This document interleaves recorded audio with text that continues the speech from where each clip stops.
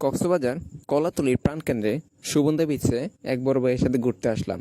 ঘুরতে আসার পর একটি ফল দেখতে পেলাম, যে ফলটির নাম হলো আনারকলি।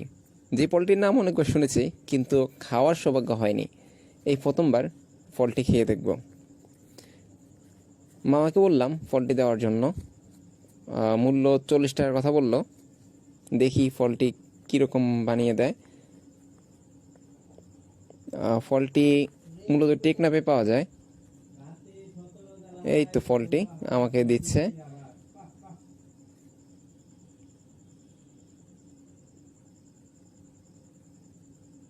এই ফলটিতে খেয়ে মনে হচ্ছে লবণাক্তটা একটু, মানে লবণ একটু কম হয়েছে।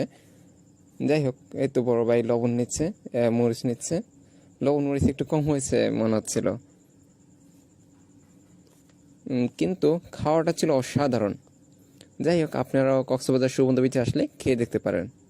আজ এই পর্যন্তই। ভালো থাকবেন, সুস্থ থাকবেন। সালাম।